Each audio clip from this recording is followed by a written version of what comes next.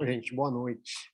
Voltando ao tema bem-aventurados os aflitos, na semana passada, o capítulo 5 ainda do Evangelho, como eu disse, isso aqui é bem extenso, é o maior capítulo do Evangelho, então a gente vai perder um bom tempo, perder entre aspas, né? Nós vamos investir um bom tempo no estudo desse capítulo. E na semana passada a gente estava até no item 4 do Evangelho, onde ele falava das aflições causadas pelo ser humano, ou seja, aquilo que o próprio ser humano é responsável, se ele realmente se perguntar quem é responsável pelas dores que ele sente, ele vai ver que, na verdade, não passa de dores que ele mesmo causou em função dos seus atos ou até mesmo dos seus próprios pensamentos. E aí a gente vai à volta para as lições de Emmanuel, então, falando das bem-aventuranças, explicando ainda o que seriam os bem-aventurados. A gente já viu lá no começo que os aflitos, é o conceito de aflitos que é importante entender. Porque naquela época, quando Jesus veio e falou, nós tínhamos a questão dos patrícios romanos e que não entendiam as aflições porque eles não se consideravam aflitos. E aquilo, então, era uma afronta aos deuses, porque se eles tinham tanto poder e riqueza, eles não se sentiam aflitos perante a matéria, porque os deuses eram deuses da matéria. Mas eles eram muito aflitos do coração, da alma, eles eram extremamente caluniosos, extremamente vaidosos, extremamente orgulhosos, extremamente combativos. Então, não perceberam que aquilo também se referia a eles. E que eles, então, para serem bem-aventurados, para que eles fossem aflitos bem-aventurados, era preciso seguir o caminho que Jesus indicava. E aí, nos ensinamentos de Emmanuel, temos aqui: bem-aventurados os aflitos, desde que não convertam a própria dor em motivo de recriminações sobre a face alheia. Ou seja, eu sou aflito, né? Eu estou vivendo numa situação, mas no final do dia eu pego e desconto no próximo. E aí ele fala assim, bom, isso não é o bem-aventurado. Não é? Bem-aventurados os que choram, mas desde que não transformem as próprias lágrimas em venenosa indução à preguiça, ou seja, à ociosidade. Sabe aquela situação em que você está se sentindo tão desamparado, tão miserável, que você não consegue fazer nada a não ser entrar em depressão e se afundar cada vez mais. Ou, às vezes, nem a própria depressão, mas usar uma muleta em função daquela situação e não usar dela como um propulsor, né, um impulso para se melhorar. Bem-aventurados os sedentos de justiça, desde que se abstenham de demandas domésticas ou de querelas nos tribunais, que apenas lhes agravariam os próprios débitos.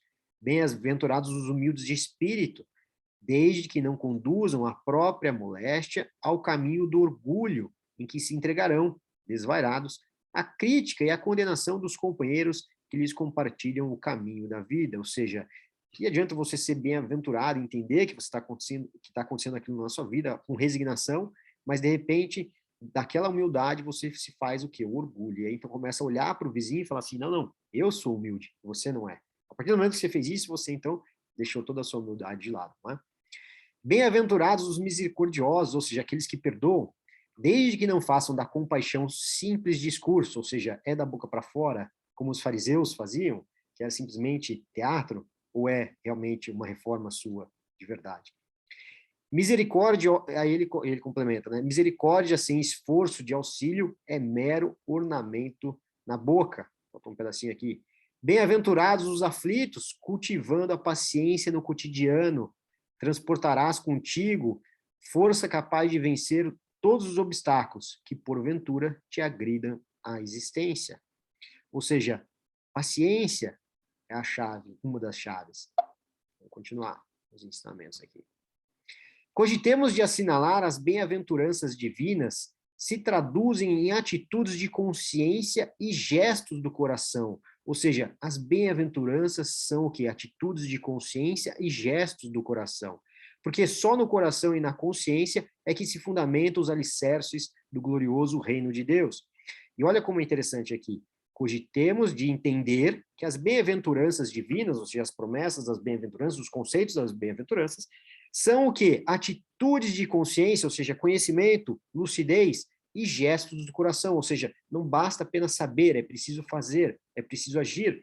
E o que nós fazemos aqui todos os domingos, ou não só nos domingos, mas quando a gente está em casa lendo ou estudando, em qualquer momento que seja, nós estamos fazendo exatamente esse passo, atitudes de consciência. Estamos o quê? Criando corpo, criando lucidez, pilares fortes da nossa moral, da nossa evolução no caminho que Jesus pregava. Então é muito importante, porque sem esses passos anteriores, tem gente que não precisa, tem gente que já sabe que o amor dentro de si brota de uma forma desde pequenininho. Tem gente que precisa entender através da dor, através das mudanças, ou através do aprendizado, não necessariamente pela dor, mas através da observação, através da leitura, você consegue entender como você pode se modificar. E aqui é isso que a gente faz aos domingos, trazendo exemplos, trazendo histórias, trazendo os vídeos do YouTube, para que a gente possa, então, entender como que o mundo aí fora está agindo dentro dos passos que Jesus mostrava para nós. Lógico, dos exemplos, né, que a gente pode trazer para cá. E aí, Emmanuel continua, a aflição é um desafio que poucos suportam a lição, bem sabemos, né? Que raros aprendem o tesouro que não se recebe facilmente, ou seja, olha só como ele chama os desafios e as dores, né? O tesouro, a aflição é um tesouro. Por que, né, é um tesouro? Porque é através desse tesouro que a gente recebe, que a gente pode escolher o caminho para andar. Vamos andar para o lado A ou para o lado B? O que vamos fazer com isso? Vamos chorar e lamentar? Ou vamos, então, a partir daquilo, fazer uma limonada na nossa vida? O espírito prudente, contudo, recebe a aflição como o oleiro, que encontra no fogo o único recurso para imprimir solidez e beleza ao vaso que o gênio idealiza. Sabe aquelas pessoas, às vezes, que nascem muito pobre e aí recebem uma oportunidade, elas fazem daquela oportunidade a única coisa que elas tinham? E às vezes você vê pessoas na abastança e recebem 200 oportunidades. E é tanta alternativa que ela não consegue escolher qual caminho seguir, e às vezes se perde. Então, às vezes, não ter tantas oportunidades, às vezes é mais fácil de se escolher, porque não tem muita escolha. Ou você faz aquilo, que é a única coisa que você tem, ou você não faz nada, ou você, então, continua na lamentação. Isso acontece com muita gente, tem muita história por aí de pessoas que não tinham nada mais a fazer, a não ser fazer aquilo que tinha na frente dela. É como o pão que você tem, ela recebe, ela só tinha o pão para comer. Ela foi comer o pão que ela tinha. Só aquele que a recebe por instrumento de perfeição, ou seja, que entende como um instrumento de perfeição, os obstáculos como instrumento de perfeição, consegue extrair-lhe as preciosidades divinas. É por isso que nem todos os aflitos podem ser bem-aventurados, ou seja, nem todos, porque aqueles que não entendem dessa forma não serão bem-aventurados, serão meramente aflitos. De vez que somente aproveitando a dor para a materialização consistente dos nossos ideais e de nossos sonhos, é que podemos atingir a divina alegria da esperança vitoriosa, na criação do nosso aperfeiçoamento eterno, a que somos todos chamados pela vida comum nas lutas de cada dia.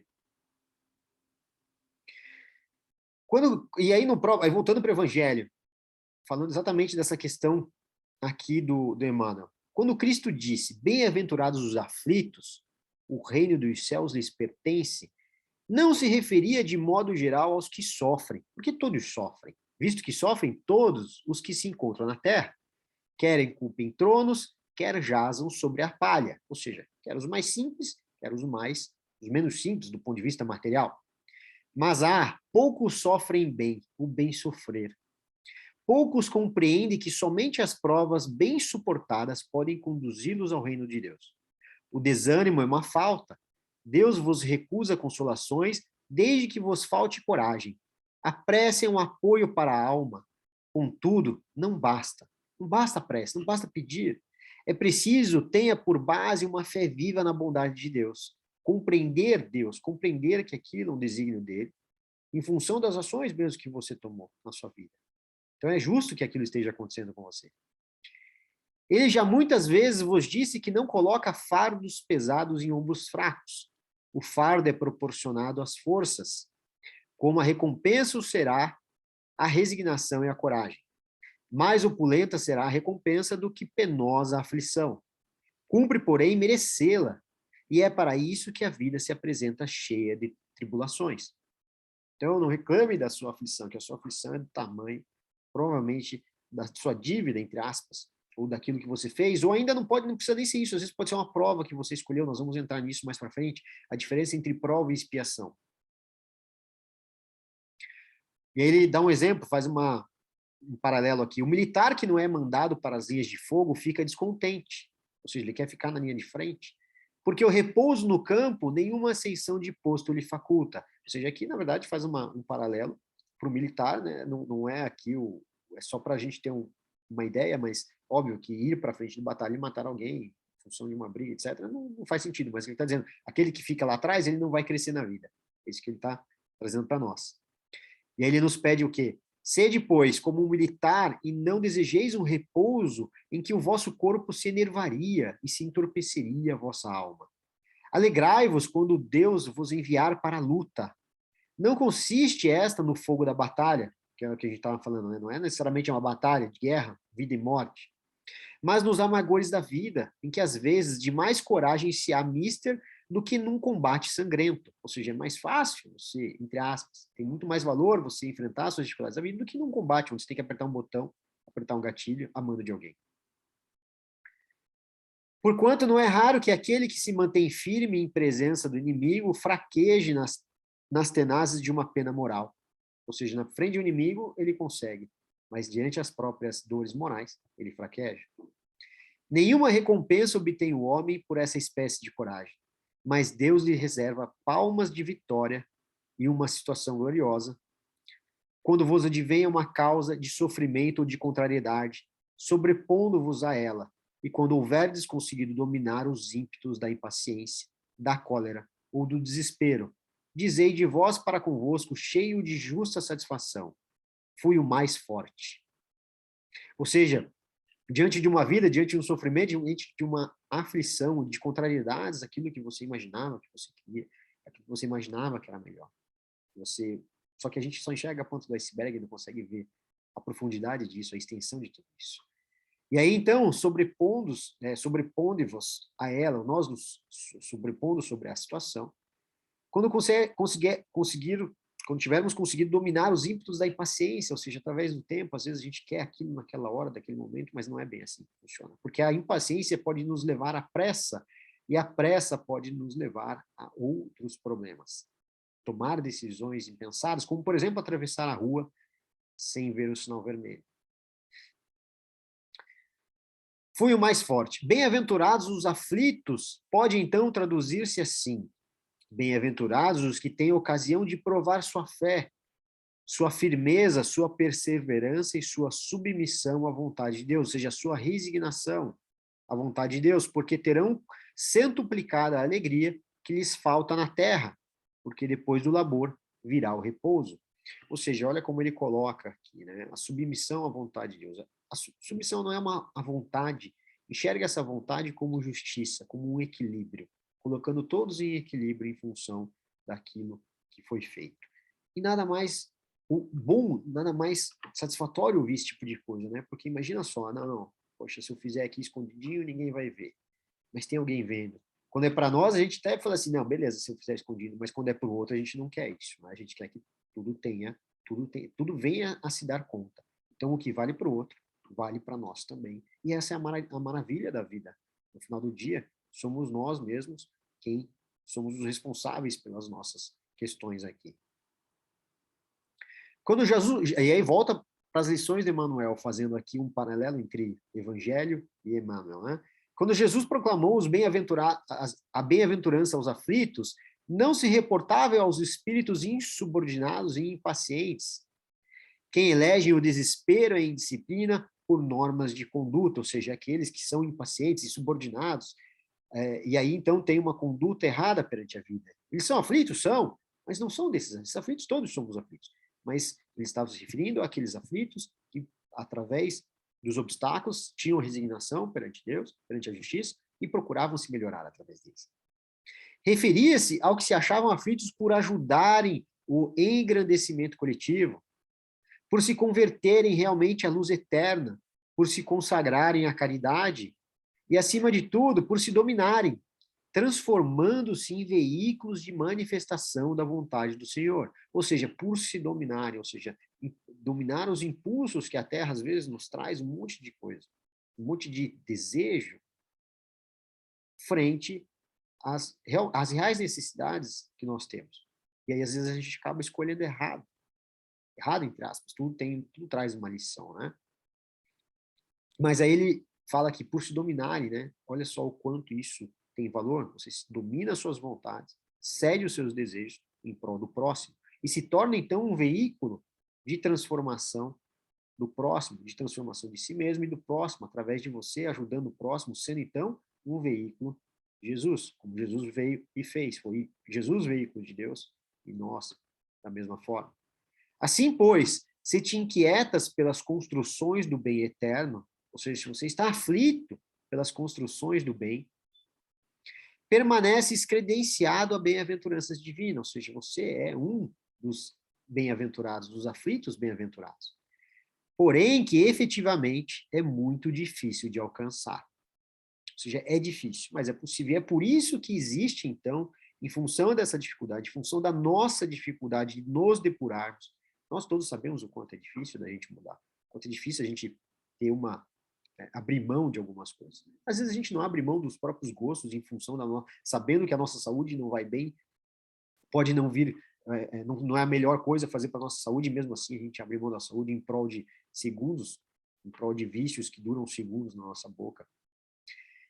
E aí ela fala assim, que efetivamente é muito difícil de alcançar, e é por isso, então, as vidas sucessivas, para que a gente possa, ao longo do tempo, nos trabalharmos. E aí, para narrar um pouco essa questão da dificuldade de você realmente implementar dentro de si as bem-aventuranças, eu trouxe uma cena, na verdade, trouxe uma passagem do livro 50 anos depois, onde existe a parte final do livro é um dos livros mais bonitos que eu li, de fato, emoção, é extremamente emocionante do início ao fim. E aqui é uma cena bem no finalzinho, onde um pai estava já completamente transformado em função de tudo que aconteceu na vida dele, de todas as dores que ele causou a si próprio, que ele impôs a própria mulher que ele viu falecer, que ele impôs a própria filha que havia sumido. E ele, depois de 25 anos, acredita que a filha que ele havia expulsado de casa tinha morrido. Ele já não sabia mais o destino dela.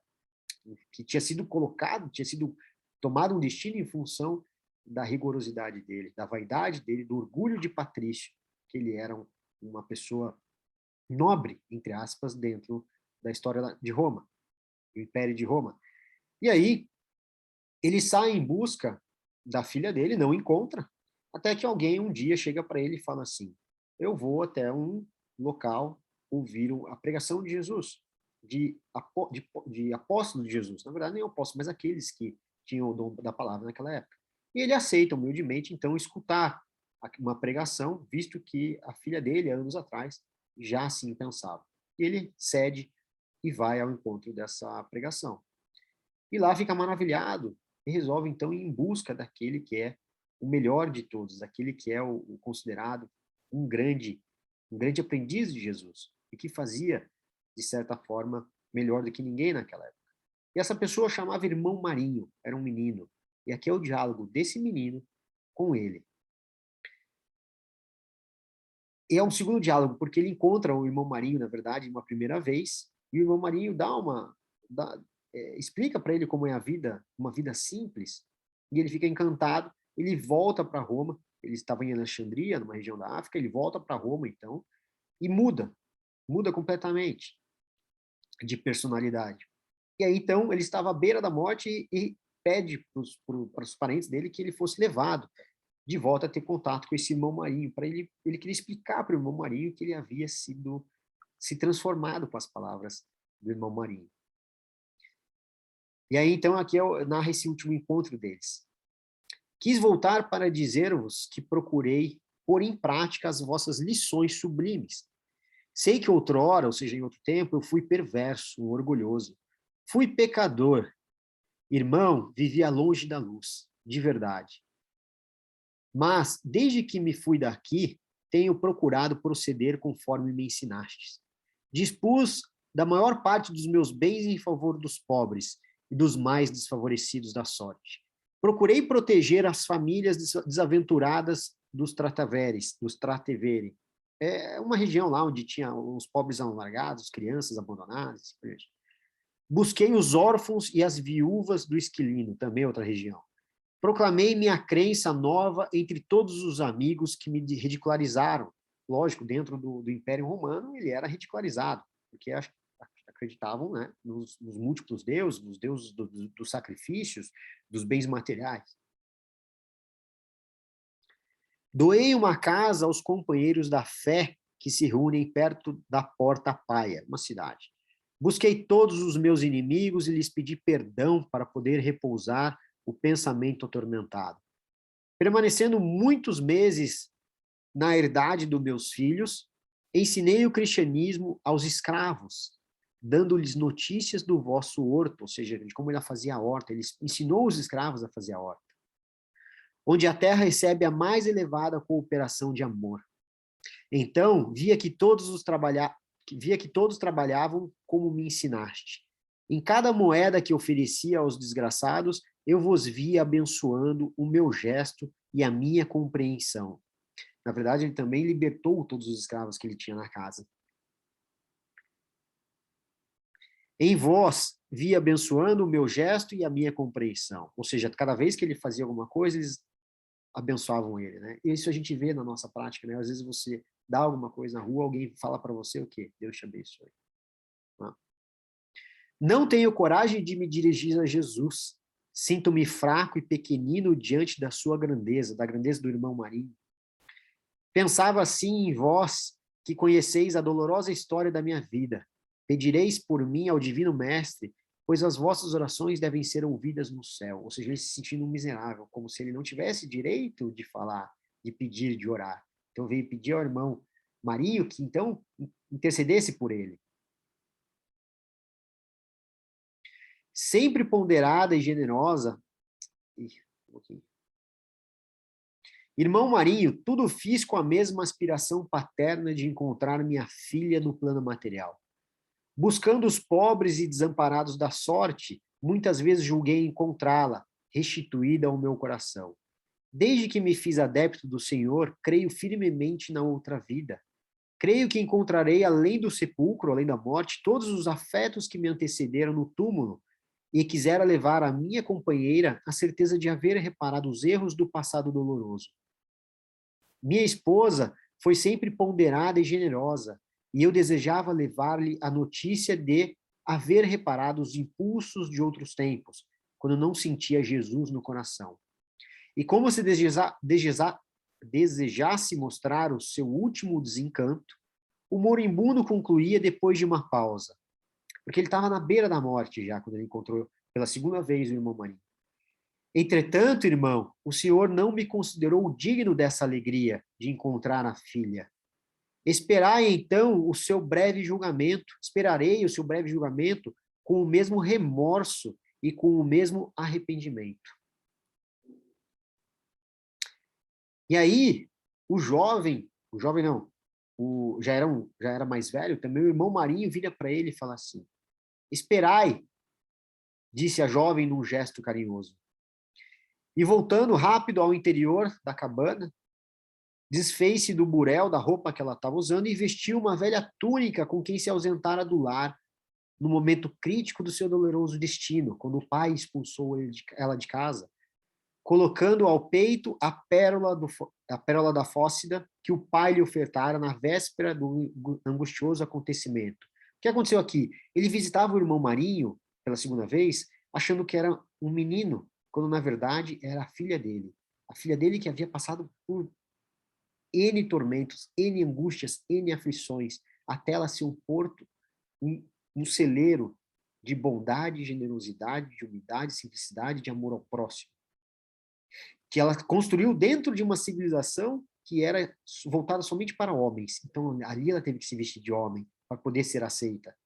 E ninguém nunca soube que ela era uma menina. Inclusive, ela foi acusada, na verdade, foi acusado de ter estuprado uma menina na vila do lado. E aí, aquela menina, então, na verdade, ela teve um romance com uma outra pessoa e não teve coragem de denunciar aquela pessoa. Então, falou que foi o irmão Marinho. E o irmão Marinho se calou e recebeu como pena daquele estupro a criança que havia nascido daquela menina. Então, o irmão Marinho, que nunca, jamais poderia ter feito o estupro, né? Ele era uma menina, recebe aquela criança sem falar um A. Recebe aquela criança, cria aquela criança, depois aquela criança vem a falecer. Mas em nenhum momento ela levantou a voz para se defender, ou até mesmo para criticar, para falar que a outra pessoa era mentirosa, para falar que ela não tinha feito aquilo, para falar que ela era uma mulher. Ela simplesmente aceitou a missão de Deus para criar uma criança. E aí, então, ele volta para dentro, o irmão Marinho volta para dentro da cabana, se veste com a mesma roupa que ele usou, que ela usou no dia em que o pai a expulsou de casa, e ele tinha dado um presente para ela no dia anterior, e ela guardou de tudo que ela tinha, somente a roupa do corpo e essa joia. E aí ele sai, então, do interior da cabana, vestindo a roupa e usando essa joia. E fala, né? Meu pai, murmurou, enlaçando-lhe o busto, abraçando no peito, com ternura, como se naquele instante conseguisse realizar todas as esperanças da sua vida. Mas eu vi de Lúcio, o seu pai, com a fronte, com o rosto já empastada de auge do suor, ou seja, suando, frio, não teve forças para externar alegria íntima, colhido de surpresas e assombros indefiníveis. Quis abraçar a filha idolatrada, beijar-lhe as mãos e pedir-lhe perdão na sua alegria suprema. Desejava ter a voz para dizer do jubilo, da alegria que lhe dominava o coração paterno, inquirindo-a e expondo-lhe os seus sofrimentos inenarráveis. A alegria intensa havia rompido, porém, as suas derradeiras possibilidades verbais. Ele ficou tão atônico que ele não conseguia falar, já não tinha mais forças. Apenas os olhos percussientes e lúcidos refletiam-lhe o estado da alma, dando conta da sua emoção indescritível. Lágrimas silenciosas começaram a rolar-lhe pelo rosto, já descarnadas, enquanto Célia, é o nome verdadeiro do irmão Marinho, era Célia o nome da filha dele, enquanto Célia o olhava, murmurando ternamente, meu pai, do seu reino de misericórdia, Jesus ouviu as nossas preces. Eis-me aqui, sou vossa filha. Nunca deixei de vos amar. Não me reconheces? Vede essa túnica, mostrando, né, a roupa, e ele sem falar. É a mesma com que saí de casa no dia doloroso. Vedes esta pérola? É a mesma que me deste nas vésperas das nossas provações angustiosas e rudes. E a provação que ela teve foi o seguinte: uma mulher um homem, na verdade, uma mulher desejava muito o pai dela. E aí, para que essa moça conseguisse o pai dela como marido, como esposo, precisava caluniar a atual mulher dela, que é a mãe da menina, da Célia. E aí fez com que essa moça tomasse um remédio, que ela dormisse e pôs-se a dormir. E durante um ano que o marido ficou fora, naquele dia ele voltaria para casa. Então essa mulher foi buscar um bebê abandonado e colocou ao lado dela. E a escrava que trabalhava na casa da Célia, da menina e da mãe, ela estava em conluio com a outra mulher. Então, de repente, aquele barulho de criança, e a mãe estava dormindo porque estava dopada, a Célia levanta, vê a criança, vê a serva, né, vê a escrava, chama a escrava e fala assim, meu Deus, meu pai chega hoje, ele não pode encontrar a minha mãe, que senão vai matá-la, né, naquela época. E aí a Célia chama a escrava para o quarto dela e fala assim, o que aconteceu? E aí a escrava fala, sua mãe deu à luz a uma criança essa noite. É tudo mentira. E aí a Célia pega tudo que ela tinha, dá para a escrava, com exceção daquela pérola que ganhou do pai, e fala para ela o seguinte, você jamais vai dizer que a minha mãe teve esse filho, você dirá que o filho é meu. E então, o pai, quando chega, vê a criança no colo da filha, a mãe acorda e vê a criança no colo da filha, ninguém acredita no que está vendo, a mãe fica atordoada, o pai ameaça de matá-la, a mãe não deixa, e então o pai coloca ela, expulsa ela de casa, e ela sai segurando a criança no colo. E depois essa criança vem a falecer. E essa criança, no final do dia, era até o namorado dela que foi morto dias antes. Enfim, a história é para mostrar o quanto essa menina, Célia, se doava pelo próximo. Foi capaz de colocar o seu pescoço à frente da mãe, somente para que a mãe continuasse viva e não fosse desonrada perante toda a sociedade de Roma. Então ele pega e fala aqui, continuando, louvado seja o Senhor que nos reúne. Olha lá, voltando aqui, veja esta pérola, é a mesma que me deste na véspera da nossa provação angustiosa e rude. Louvado seja o Senhor que nos reúne aqui nesta hora de dor e de verdade. Perdoai-me se fui obrigado a adotar uma indumentária diferente, a fim de enfrentar a minha nova vida. Precisei desses recursos para defender-me das tentações e furtar-me a concupiscência dos homens inferiores, ou seja, homens, né, para ela fugir dos homens, ela realmente se manteve pura durante toda a vida. Desde que saí do lar, tenho empregado o tempo em honrar o vosso nome. Que desejai-vos, diga ainda, para demonstrar minha afeição e meu amor? Mas eu vi de luz, ou seja, o pai dela, sentia que misteriosa força o arrebatava do corpo. Uma sensação desconhecida lhe vibrava no íntimo e envolvia numa atmosfera glacial, ou seja, estava ficando gelado. Ainda tentou falar, mas as cordas vocais estavam rígidas. A língua, a língua havia paralisado na boca entumecida, né? Todavia, testando os profundos sentimentos que lhe vibravam no coração, vertia copiosas lágrimas, envolvendo a filha adorada no olhar amoroso e indefinível. Esboçou um gesto supremo, desejando levar as mãos de Célia aos lábios, mas foi ela quem, adivinhando-lhe a intenção, tomou-lhe as mãos inertes, frias, e osculou-as longamente. Depois, beijou-lhe a fronte, o rosto, tomada de imensa ternura. Ajoelhou-se em seguida, rogou ao Senhor em voz alta que recebesse o espírito generoso do Pai, no seu reino de amor e de bondade infinita. Com lágrimas de afeto e de agradecimento ao Altíssimo, cerrou-lhe as pálpebras no derradeiro sono, observando que a fisionomia do tribuno, o patrício, estava agora nimbada de paz e serenidade, ou seja, o pai morreu nos braços da filha, sem sequer conseguir falar uma palavra. E o encontro anterior é extremamente emocionante também, porque a menina, né, a Célia, se identificando como irmão Marinho, olhava para o pai e em nenhum momento falou que era filha dele, que ela era o objeto a quem ele estava procurando há 25 anos. Porque ele tinha a impressão, ela tinha a impressão, a intuição de que se ela falasse, poderia estragar alguma coisa que ela não sabia o que era. E ela permaneceu muda.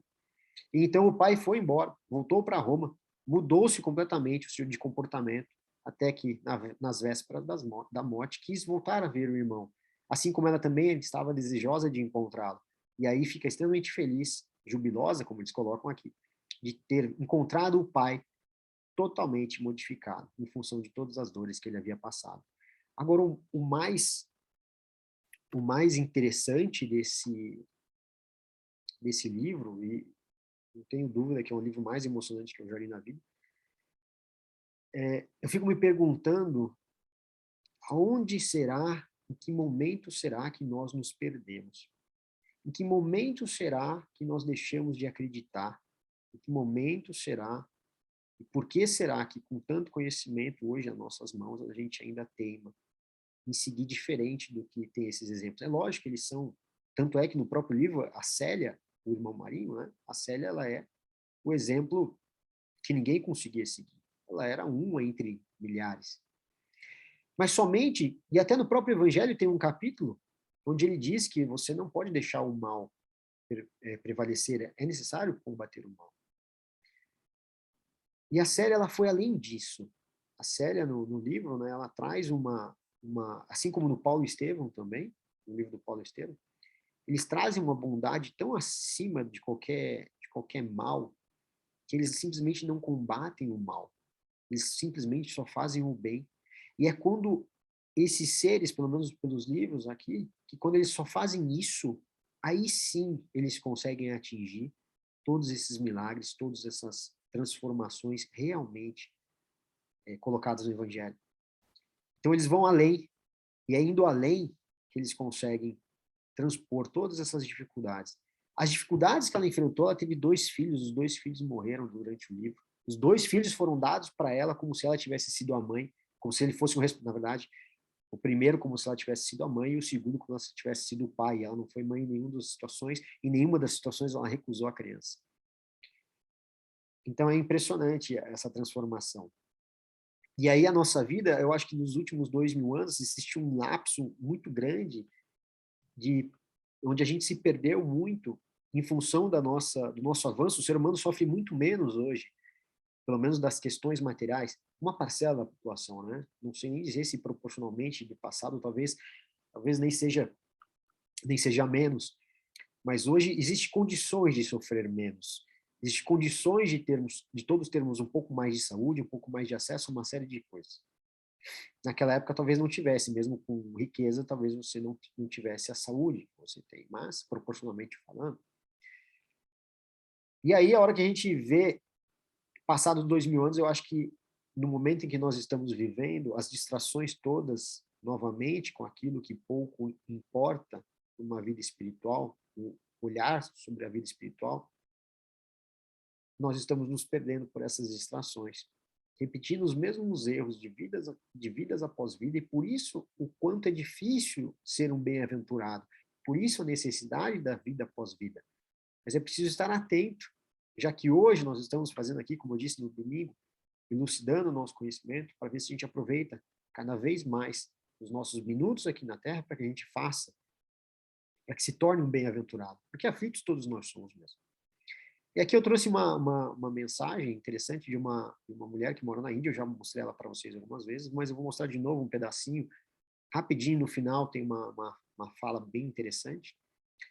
E ela, embora seja indiana, ela fala a linguagem do amor, ou seja, a linguagem universal. E aqui ela está passando por uma turnê nos Estados Unidos. E vejam quantas pessoas estão lá nos Estados Unidos, olhando ela, vendo ela, acompanhando ela. Vamos lá. Estão ouvindo? Como é que não tem muito...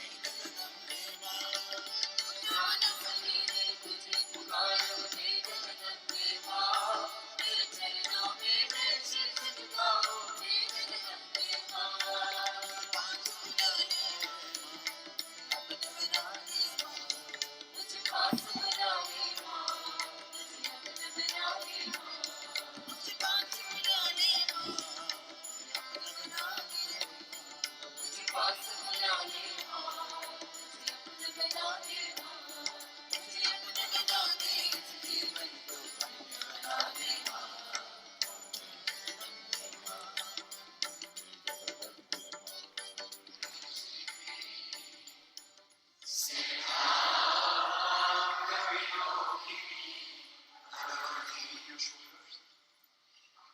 Breathe out with the right. Breathe in to come to the front. Breathe out with the left. Aí ela fazendo yoga. Bend backwards, as if you're prostrating to the divine again. Come down.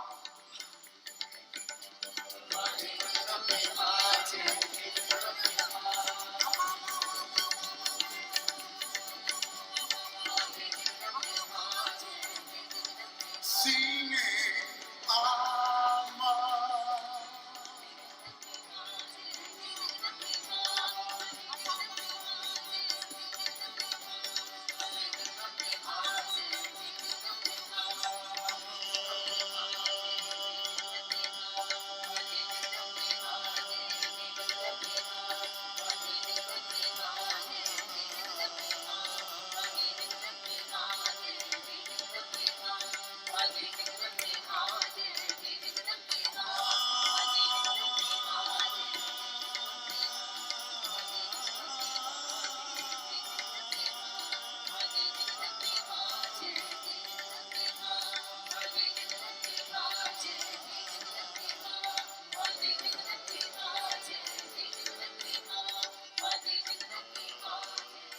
We pray for all people everywhere this night, for the elderly, for the children, and all people everywhere. As we walk this sacred road, this sacred night, we pray that we are all truly related through the commonality of our hearts, that speak only one language, one race, one people, one culture, one heart, and that is the message only of love. And we will always stand in support of that. And this day, we acknowledge Ama.